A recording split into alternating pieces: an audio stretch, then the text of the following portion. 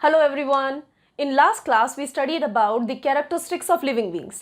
Living beings की अगर उन characteristics पर आप ध्यान दें तो उनके अकॉर्डिंग अर्थ पर आज न्यूमरस लिविंग ऑर्गेनिजम्स प्रेजेंट हैं. एक पॉइंट से इवॉल्व होकर भी जो ऑर्गेनिजम्स हैं धीरे धीरे उनमें चेंजेस आते गए और काउंट इंक्रीज करता गया. इन सभी ऑर्गेनिजम्स को जो कि जिनको आज की डेट में हम जानते हैं, जिन्हें हम आइडेंटिफाई कर चुके हैं, उन सब एनिमल्स के काउंट को एक साथ मिलाकर कहा जाता है हमारी अर्थ की जैव विविधता या बायोडाइवर्सिटी. राइट. सो बायोडाइवर्सिटी है क्या? It is the number of organisms present on earth or identified till date. Right. आज तक जितने भी ऑर्गेनिजम्स को हमने आइडेंटिफाई किया सभी मिलके बनाते हैं बायोडाइवर्सिटी को. सो अब क्वेश्चन है कि बायोडाइवर्सिटी एग्जैक्टली अर्थ की है कितनी? आज तक आइडेंटिफाई किए जा चुके हैं लगभग 1.7 से लेकर 1.8 million living beings. So it makes की बायोडाइवर्सिटी हमारी बहुत बड़ी है, बहुत ही बड़ी संख्या ऑर्गेनिजम्स की अभी प्रेजेंट है और ये डेली इंक्रीज हो रही है. ऐसा क्यों? It is increasing day by day because rain forest या वर्षा वन इतने घने जंगल हैं कि वहां पर कई ऐसे प्लांट्स हैं जिन तक हम आज तक पहुंच ही नहीं पाए. कई ऐसे एनिमल्स हैं, कई ऐसी फंजाई हैं, एल्गी हैं जिन्हें हम आज तक आइडेंटिफाई ही नहीं कर पाए. Right. So because of this biodiversity is ever increasing. It is increasing day by day as new organisms are being identified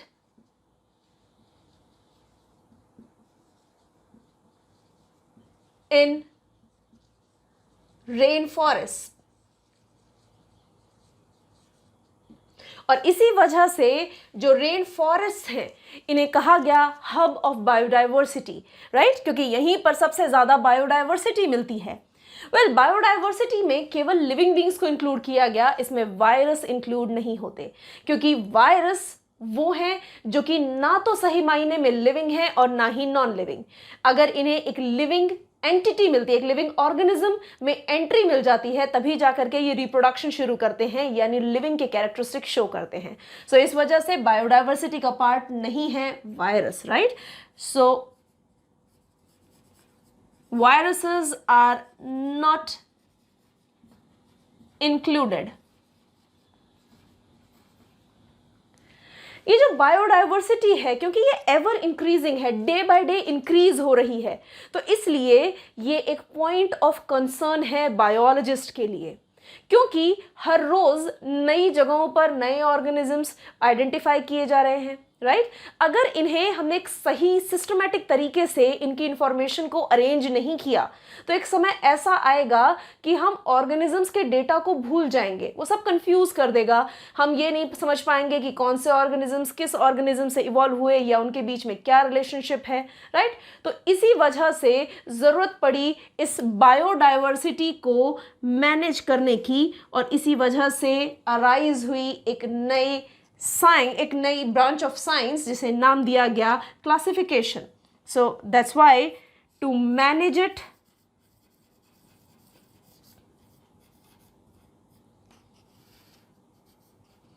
classification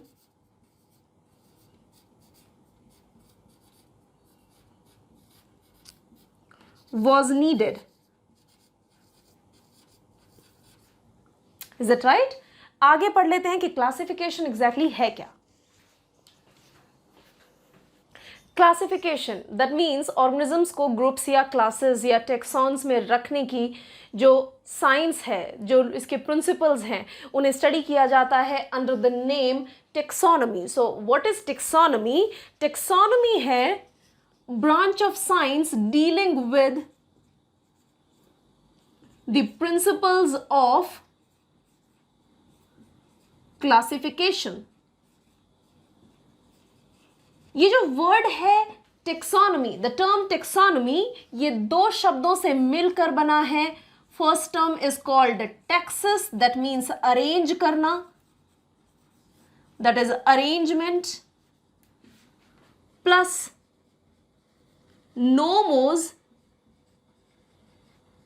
that means laws, यानी इसमें डिफाइन होते हैं वो लॉज एंड वो प्रिंसिपल्स जिससे एक ऑर्गेनिज्म को क्लासिफाई किया जाएगा, ग्रुप्स में रखा जाएगा, राइट।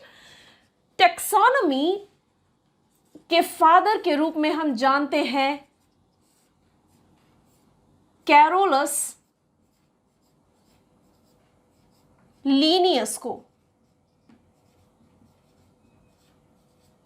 राइट। कैरोलस ही वो पर्सन थे, वो साइंटिस्ट थे जिन्होंने सबसे पहली बार नॉमेनक्लेचर एंड क्लासिफिकेशन के रूल्स के बारे में समझाया था। जब भी किसी ऑर्गेनिज्म को हम क्लासिफाई करेंगे तो उसे कुछ स्टेप्स में कंप्लीट किया जाता है, दैट मीन्स टेक्सोनॉमी के कुछ पार्ट्स या कुछ स्टेप्स हैं। सबसे पहला जो स्टेप होता है, किसी भी ऑर्गेनिज्म को आइडेंटिफाई किया जाएगा, राइट, किसी भी ऑर्गेनिज्म के कैरेक्टरिस्टिक्स को समझा जाएगा। तो the very first step of taxonomy is identification.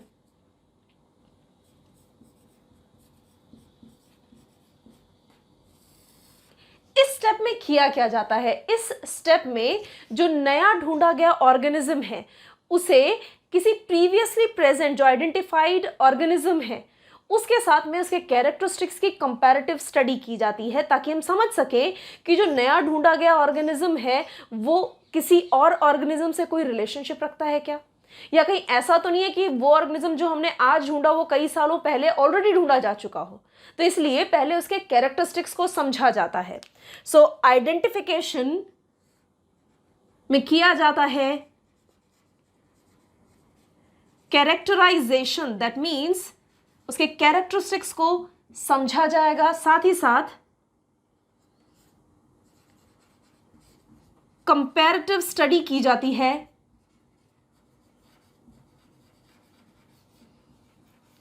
Of many things. सबसे पहला है मॉर्फोलॉजी,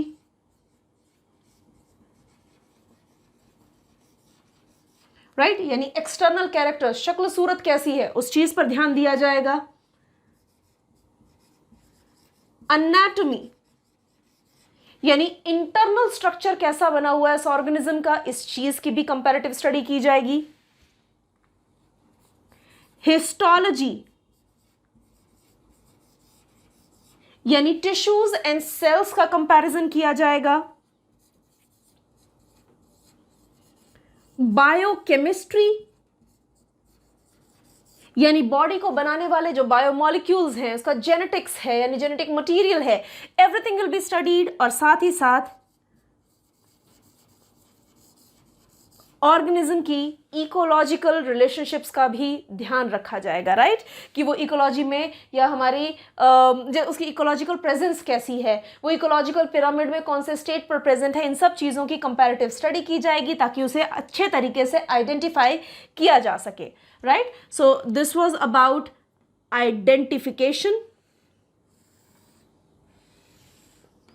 जब एक ऑर्गेनिज्म आइडेंटिफाई हो गया, यानी उसके कैरेक्टरिस्टिक्स को जब समझ लिया गया, तो इसके बाद उस ऑर्गेनिज्म को प्लेस कराया जाता है उस ग्रुप में जहां पर उसका क्लोजेस्ट ऑर्गेनिज्म रखा गया हो, यानी जहां पर उससे मेल खाते हुए ऑर्गेनिज्म जिस ग्रुप में रखे गए उसी ग्रुप में इस ऑर्गेनिज्म को भी प्लेस किया जाएगा। यानी second step is the actual classification.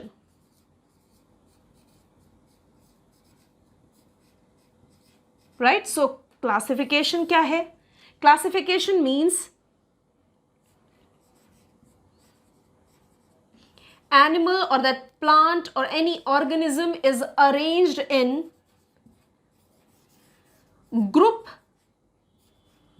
और टेक्सॉन। यहां पर जो टेक्सोनॉमिकल ग्रुप्स हैं उन्हें हम टेक्सॉन्स बोलते हैं, तो उन ग्रुप्स में इनको रखा जाएगा। टेक्सॉन्स के बारे में डिटेल में हम पढ़ने वाले हैं आगे, जहां पर हम सारे टेक्सॉन्स की जो हिरार्की है, जो उनका सीक्वेंस है, उसके बारे में डिटेल में पढ़ेंगे। जब ऑर्गेनिज्म को सही ग्रुप में रख दिया गया, इसके बाद किया जाता है उसका नामकरण, दैट मीन्स नॉमेनक्लेचर। राइट, उसे एक पर्टिकुलर नाम दिया जाता है जिसे हम साइंटिफिक नेम कहते हैं। साइंटिफिक नॉमेनक्लेचर के भी बहुत सारे रूल्स हैं जिन्हें हम आगे पढ़ेंगे, बट उससे पहले जरूरी है कि हम समझें कि नॉमेनक्लेचर इतना इंपॉर्टेंट क्यों है, क्यों ये टेक्सोनोमी के इंपॉर्टेंट एस्पेक्ट्स में से एक है। किसी भी ऑर्गेनिज्म की टेक्सोनॉमिकल स्टडी का last and the most important step is it's nomenclature, यानी उस ऑर्गेनिज्म का नामकरण। ये इसलिए भी ज़्यादा इंपॉर्टेंस का है क्योंकि जब तक नॉमेनक्लेचर के लिए कोई फिक्स्ड रूल्स नहीं थे तब तक ऑर्गेनिज्म को उसके लोकल नेम या लोकल नॉमेनक्लेचर के बेसिस पर ही रिकॉग्नाइज किया जाता था, उसे पहचाना जाता था।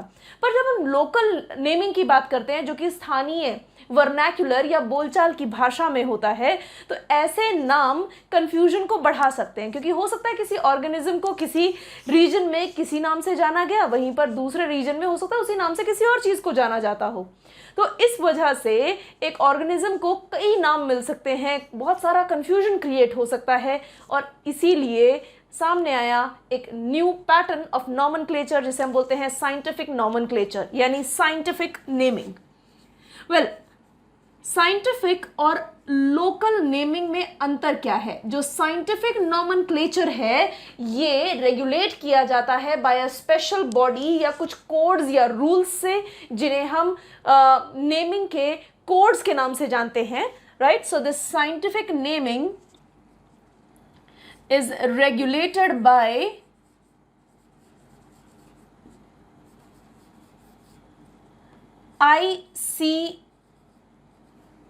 ICBN, that is International Code for Botanical Nomenclature,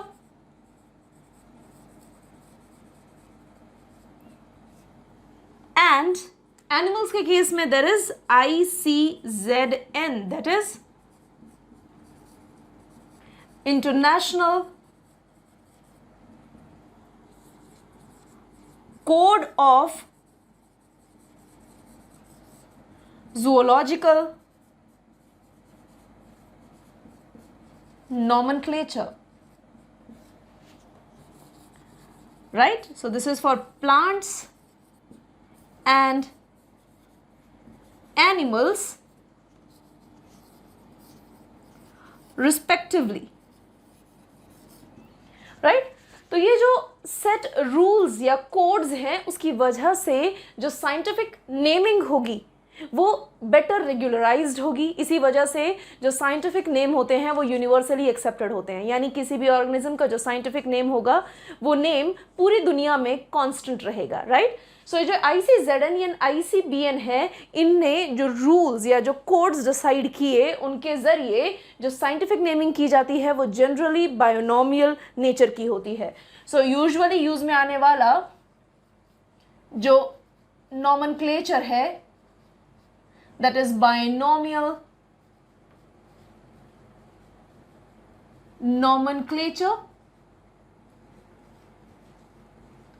नाम से ही पता चल रहा है जो कि बायनोमियल है, यानी जिसमें दो टर्म्स का यूज किया जा रहा है, राइट। ये बायनोमियल नॉमेनक्लेचर को एक्सप्लेन किया था कैरोलस लीनियस ने, राइट। सो इन्हें बोला जाता है father of binomial nomenclature too. इससे पहले हमने पढ़ा था इन्हें टेक्सोनोमी के फादर के नाम पर भी जाना जाता है, राइट। सो बायनोमियल नॉमेनक्लेचर जो है इसके कुछ सेट ऑफ रूल्स हैं, राइट। सो ये रूल्स हैं क्या? सबसे पहला जो रूल है वो ये कि बायनोमियल नॉमेनक्लेचर हमेशा लैटिन भाषा में होता है। So names are in Latin, और अगर ऐसा नहीं है तो they are latinised. So if not in Latin then names are latinised, that means उन्हें लैटिनीकृत किया जाता है या लैटिन भाषा की ओर इंडिकेटेड बनाया जाता है, right? So names are in Latin and are written in italics, right? यानी अगर हम फॉन्ट की बात करें, जो तो तिरछा फॉन्ट या इटैलिक फॉन्ट होता है उसी में इन्हें टाइप किया जाएगा। नेक्स्ट, दूसरा जो रूल है वो इस चीज को इंडिकेट करता है कि बाइनोमियल नॉमेनक्लेचर है, यानी दो टर्म्स से बना हुआ है, राइट? सो इसके जो साइंटिफिक नेम होगा, इसमें जो पहला टर्म है, जो फर्स्ट टर्म यूज किया जाएगा, ये फर्स्ट टर्म होता है जीनस का, यानी ऑर्गेनिज्म का जीनस या जेनेरिक नेम इससे इंडिकेट होगा। वहीं जो दूसरा टर्म है वो बताता है स्पीशीज या स्पेसिफिक एपिथेट के बारे में। Is it clear? So third rule, तीसरा रूल कहता है कि ये जो जीनस और स्पीशीज का नाम है इन्हें अलग अलग लिखा जाता है। तो जो जीनस का नाम है वो हमेशा कैपिटल लेटर से शुरू होगा, वहीं पर स्पीशीज का नाम स्मॉल लेटर से। So genus starts with capital and species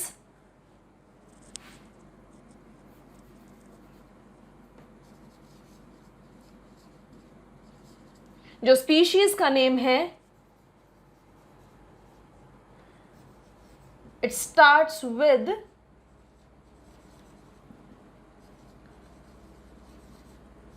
small letter. Is the clear? चौथा रूल ये कहता है कि क्योंकि जब हमने फर्स्ट रूल में कहा था कि नाम या तो लैटिन में होगा या लैटिनाइज्ड होगा, राइट? सो लैटिन नेम को इंडिकेट करने के लिए, ओरिजिन को इंडिकेट करने के लिए जो जीनस एंड स्पीशीज हैं उनको अलग अलग लिखा जाएगा, सेपरेट लिखा जाएगा एंड उन्हें अलग अलग अंडरलाइन किया जाएगा, right? So to indicate Latin origin,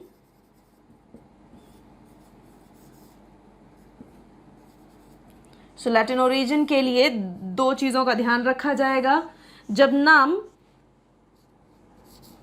hand written है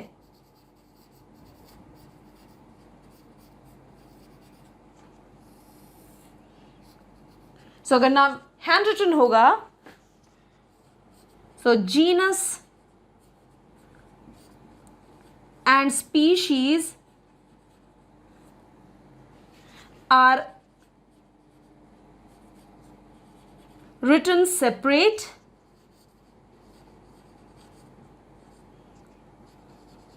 and are separately underlined, यानी अलग अलग लिख के इनको अंडरलाइन भी किया जाएगा।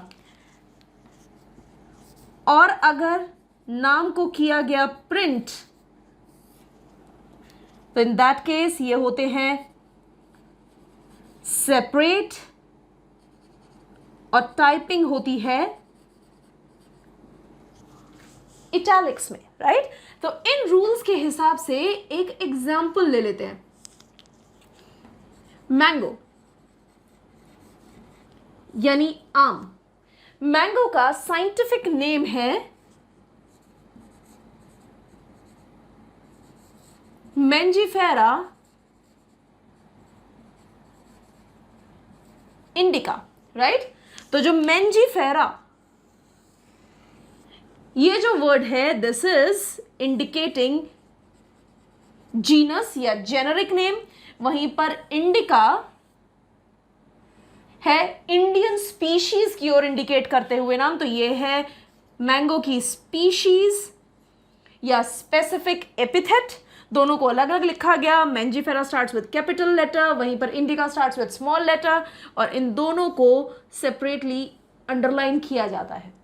मान लो किसी नाम के साथ में अगर उस नाम के ऑथर यानी उस नाम को देने वाले पर्सन का नाम लिखना हो तो वो नाम लिखा जाता है एब्रीवेटेड या शॉर्ट फॉर्म में। जैसे मैंजीफेरा इंडिका ये नाम दिया था कैरोलस लीनियस ने, इसलिए ऑथर का नाम लास्ट में लिखा गया लिन, राइट। इसे लास्ट में लिखा जाता है, एब्रीवेटेड फॉर्म में लिखा जाता है। तो ये जो लिन है दैट इज कैरोलस लीनियस, ये ऑथर का नाम है, यानी जिसने सबसे पहले ये स्पीशीज डिस्क्राइब की थी। सो इस ऑथर का नाम यानी कैरोलस लीनियस का नाम यहाँ पर एब्रीविएटेड फॉर्म में है एंड इसे लिखा जाता है रोमन में, और इसे अंडरलाइन नहीं किया जाता। So that was about binomial nomenclature. धीरे धीरे नॉमेनक्लेचर में भी इवोल्यूशन हुआ, धीरे धीरे उसमें एडवांसमेंट हुई, और कुछ ऐसे साइंटिस्ट आए जिन्होंने नॉमेनक्लेचर के नए पैटर्न्स भी दिए, जैसे जूलियन हक्सले ने दिया trinomial nomenclature. So what was special about this type of nomenclature? जो trinomial nomenclature है उसमें क्लियर है, इसमें 3 टर्म्स का यूज होगा। इसे सीधा मैं एग्जाम्पल से समझा देती हूँ। जैसे trinomial nomenclature का बेस्ट एग्जाम्पल है मॉडर्न मैन, यानी हम। मॉडर्न मैन को ट्राइनोमियल नॉमेनक्लेचर के अंदर नाम दिया गया होमो सेपियंस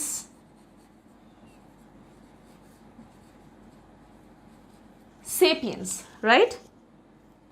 इन तीनों शब्दों को अलग अलग अंडरलाइन किया जाता है। हियर होमो इज जीनस, ये आप सबको पता ही है। सेपियंस ये है स्पीशीज, वहीं पर अगेन जो सेपियंस वर्ड यूज किया गया ये है इनकी सब species,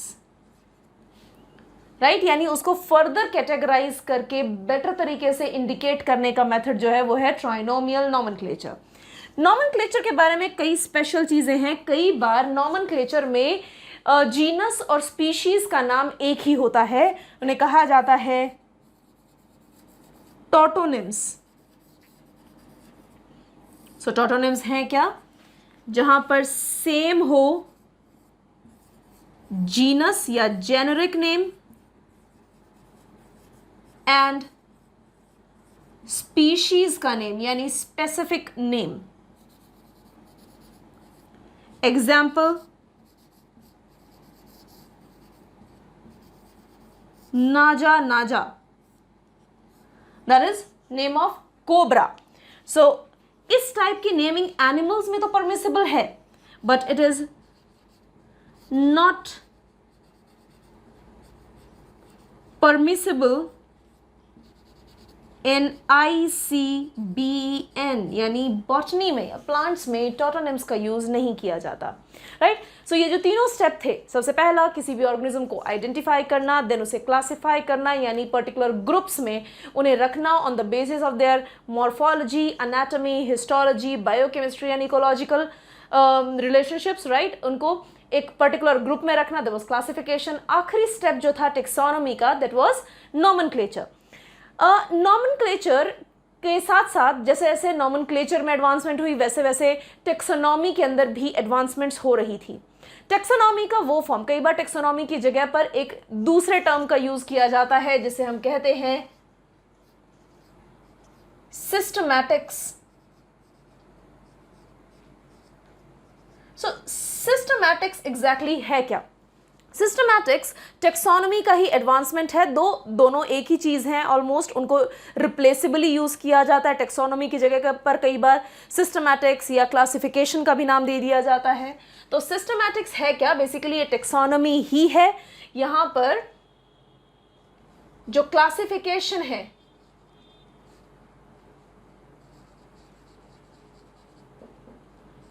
it also takes evolutionary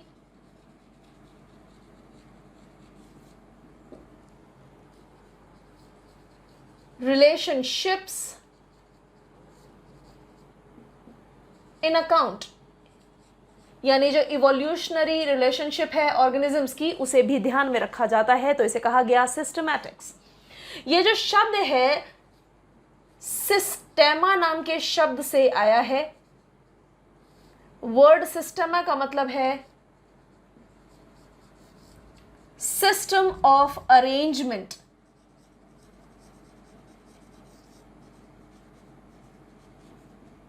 right, और इस शब्द को सबसे पहले यूज में लाए थे कैरोलस लीनियस।